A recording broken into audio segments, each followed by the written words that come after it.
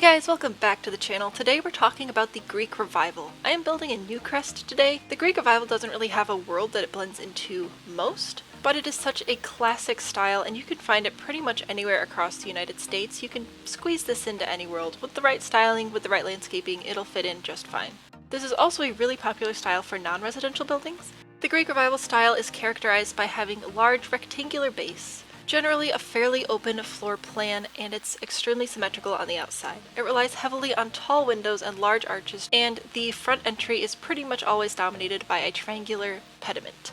That's the little bit of triangular roof that sits above the deck. You're also going to see a heavy use of columns, of a lot of light colored materials, mostly white materials on the outside and light colored wood on the inside. Today we are doing a 2-story 5-bedroom home. The Greek Revival can be 1 to 3 stories and be as few as 1 to 2 bedrooms and all the way up to just a massive sprawling estate.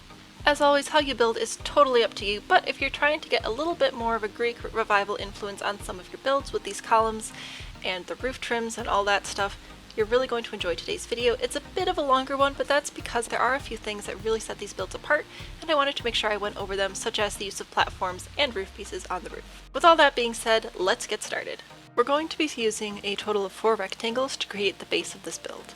First, we're going to start with 2 10 by 15 rectangles, which will be 600 simoleons, and then drag it out until it's 3000.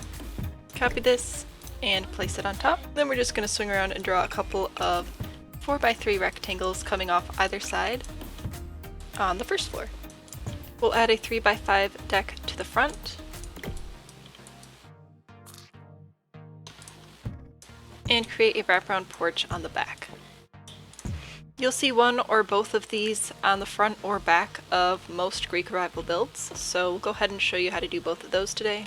Now for the beginnings of the floor plan, the ratio 3 by 5 was really important to the Greeks. Well, it's really close to that anyway. It's actually much more complicated, but it simplifies to 3 by 5. So because I am a nerd and this is building like a nerd, that's how we're going to do the foyer. Then I'm just going to add some walls on either side to create a couple of rooms here. For my stairs, I'll be making a loop like this and placing them here. And then upstairs, I'm going to create 2 small bedrooms with a Jack and Jill bathroom on this side. We'll have our main bedroom with a long, narrow, attached bathroom here. Split this space into 2 more bedrooms and add a family bath here. Now, I really don't care for how this little portion here sort of zigs and zags. I would like to make that look a little more clean. So if you ever want to adjust the opening around your stairs, you'll remove your floor and then basically reshape it with these flat floor pieces. Like this.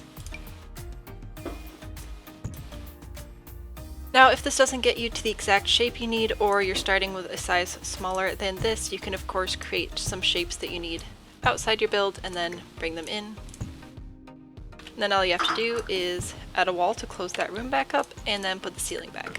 I like this much better. I'm also going to copy this and place it here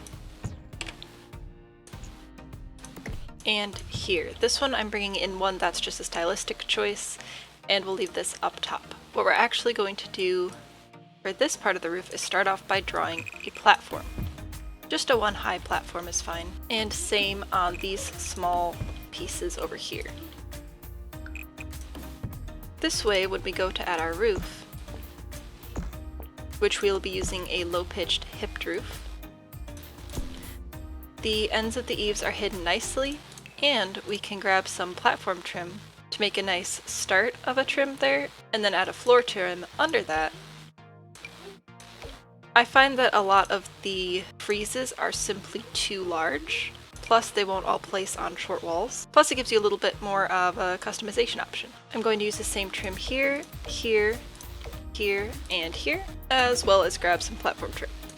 I'm going to make sure that my roofs are all the same pitch by starting up here and lining this up before I move it down here.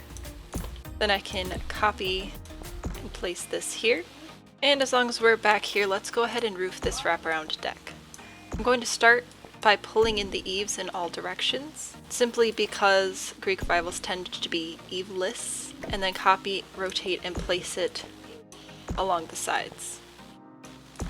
If you want to learn more about roofing, I have 30 plus roofing specific tutorials on my channel, so I recommend checking those out. Next, we're taking this half-hipped roof, which is already eaveless, and we're going to place this to do the corners. Now, sometimes I've been getting these little cutouts, sometimes I haven't. If this does happen to you, you can pitch it up one, and that seems to solve that problem. And we will have to pull this over a little more so that that can line up. Same over here. Of course, we have to add our triangular pediment, which is just the fancy name for this thing, at the front of our build. I'll bring this back and make sure that I sink the pitch low enough that it will blend in.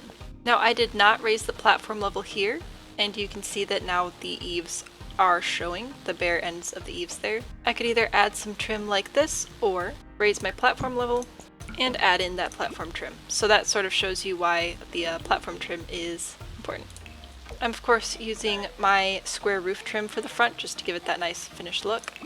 Next up, let's talk columns. This is probably the most iconic part, and in the base game we have the Greco-Roman column, which is what I'll be using today, but any round white column will work just fine. I'm going to start by placing them here.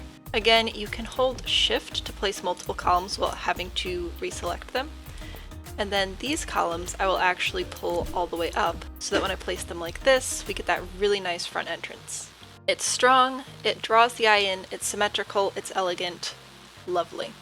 Also, I just realized I messed up on this porch because I actually need to make sure I copy this deck and place it up here so that I can add that same floor trim as well as raise the platform level and add that platform trim. So that'll just give it that nice strong edge. If it's a little strong for your taste, just use one of the skinnier ones basically, or don't use the platform, or do use the platform and not the floor trim, but you do need something lining the edge of your roof pieces.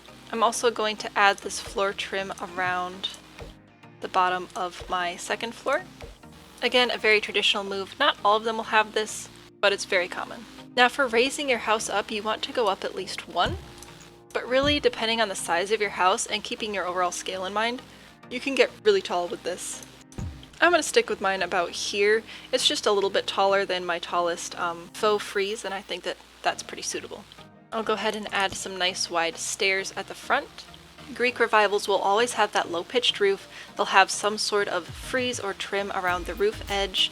You will find those tall white columns framing the entrance and have that triangular pediment on top. The build will always be very symmetrical and most of the time have very tall windows. Speaking of windows, let's get into that now. Again, I am just using the base game for this build because it's totally possible to do a really nice Greek revival in the base game.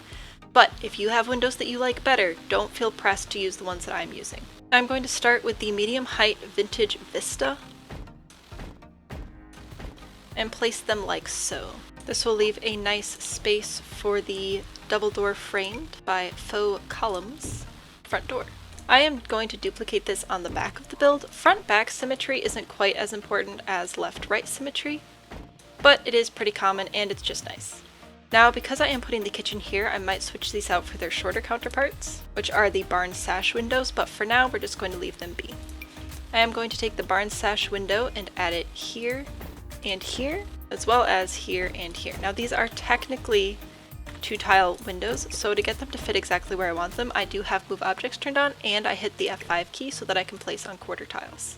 To enter cheats, hit Ctrl-Shift-C on your keyboard and then type in bb.moveObjectsOn, hit enter and you'll get a confirmation message, and that will let you know that move objects is turned on. There are controls for console as well, however I always forget them off the top of my head. What I can tell you is upstairs we are going to use these classic casement windows.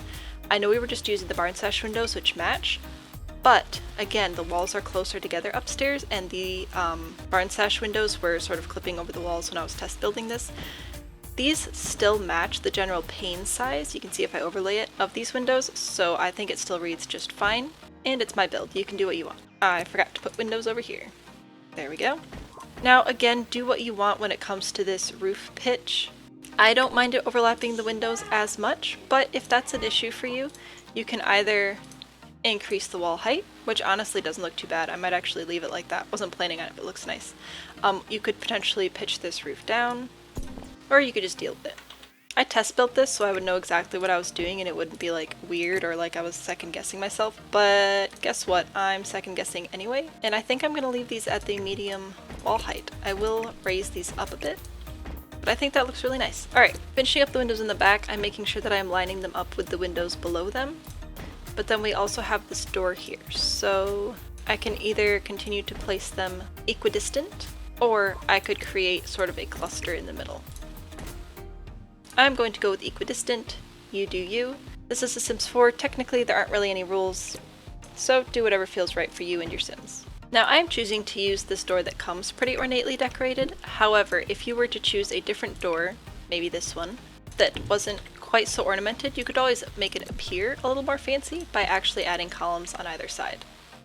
For siding options, you can pretty much go with anything you want so long as it's white. Sometimes you'll find some brick, but for the most part, it's going to be white. I like to go with this unbent smoothness when I'm doing builds like this, or the pretty in plaster, which is like old, faded bricks, or faded painted bricks. They used to be painted. I am really tired, but I really wanted to build a house, so I'm going to do a combination. And again, if you want to do this hot pink or lime green, nothing's stopping you. Again, foundation can be whatever you want. I think that this one mimics the trims that I've added pretty well, so that's the one that I'm going to use. And I'm going to make sure that I paint the sides of my stairs to match. Speaking of stairs, before we move inside, let's just real quick finish up the exterior. We're adding stairs to the back. I'm going to add them in front of everywhere that there's a door, and I'm also going to add some columns. Once again, evenly spaced. If I switch the lighting up a bit, we could even pretend that this is the front of the house. Wouldn't be quite like this, we would have that triangle at the front. I'm going to add some stone textures to the outside here, including as a little walkway. I would say follow your heart for if and where you want to add any sort of railing or fencing on your decks and porches and porticos and whatever else you may call them. I'm going with a low stone-like wall for mine. And before we address the inside, I am going to just finish up the roof by adding some nice shingles. I like the way that the dark shingle looks. When in doubt, you can always look to the world around you for inspiration. This one doesn't count because it was a build for a different video, which I highly recommend checking out, by the way. I'll link the card up here. You can see we have a lot of light colored houses around here with darker shingles, so this will blend in just fine. Inside, your walls are going to be pretty pale. Plain plaster is how it was described on the internet, so I'm just going to be using some white paint because I like that better than plaster. Your floors will be some sort of mid-tone wide plank flooring. If you want your build to look old, this one would probably be fine and dandy. This one's a little newer. I think I'll go with this one. Overall, this build will have a fairly open layout with arches connecting a lot of the rooms. I don't like the tall arch option, so I'm going for a short wall height arch, and I will be connecting all of the rooms with these. I'm checking to make sure that they are centered because, again, symmetry. And I'm actually going to add bathrooms on either side here. I had that in the plan, I just forgot to draw those walls earlier. Alright, now let's talk kitchens. I want mine to go here, and I'm going to destroy the symmetry and use some of these windows so that I can place my counters below them. In keeping with the more open layout feel, I am going to stick with a nice open L-shaped kitchen, but there's plenty of room here for an island, so I'll go ahead and add a small one of those. Kitchen cabinets will either be mid-tone wood to match with the floors or pretty light. This is not a high contrast building style. Once again, bathrooms aren't really anything special in these builds, they'll sort of reflect the overall style, so if you have an older build, maybe you'll have a bathtub.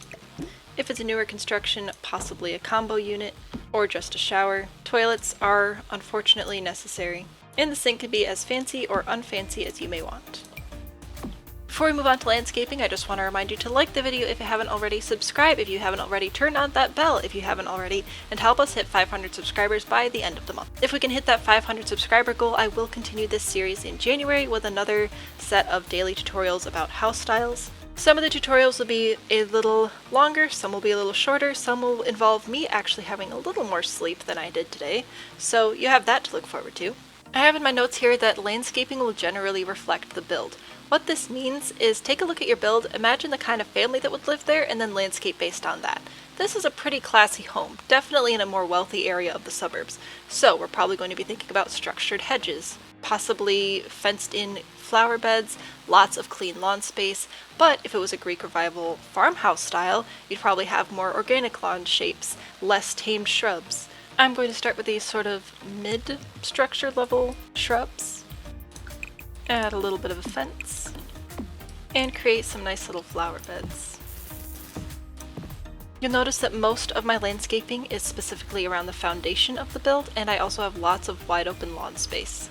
I'm going to pull in a tree from the world, and never forget the magic of a little terrain paint. While the Greek Revival can come in any size from 1 to 2 bedrooms all the way up to an enormous mansion, it will always have a handful of things that really set it apart and make it an absolute staple of American architecture. You will always find a heavy reliance on symmetry, columns, tall windows, low-pitched roofs, and of course, that iconic triangular pediment over the front entry. Another look at the floor plan we created today, we have of course a foyer and a staircase toward the center of the build, which is most common. Generally an open layout, anything that's not open will be connected by a wide arch, loads of windows letting in tons of light, and a wide deck that sort of wraps around the front, back, or all the way around the build. I'd like to offer one more quick apology for my sleep-deprived state. This is motherhood, but it doesn't stop me from building. If you thought this was fun, you're going to love the rest of the builds in this series. You can check out that playlist in the top card here. And if you want more tips on roofing specifically, like I mentioned earlier in this video, I highly recommend you check out this playlist on the bottom. It's, I think, 32 videos deep now of